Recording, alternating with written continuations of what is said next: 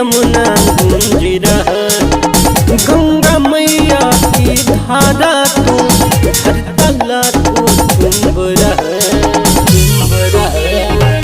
भक्ति भाव भजन कीर्तन से तट यमुना गूंज रहा। माँ गंगा की निर्मल धारा धतला को चुंब रहा।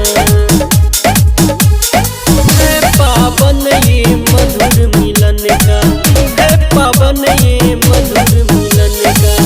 ये प्रयागराज है, ये प्रयागराज है। है पावन ये मधुर मिलन का, ये प्रयागराज है। Music by Niju Nirmal.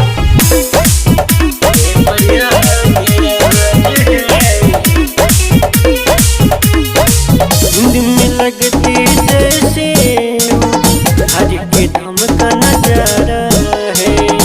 वो ही मशहूर ये पावन प्रयागराज हमारा है।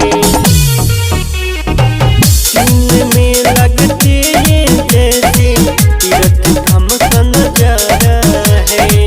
वो ही मशहूर हमारा प्रयागराज हमारा है। है पावन ये मधुर मिलन का, है पावन ये मधुर मिलन का। ये प्रयागराज है, ये प्रयागराज।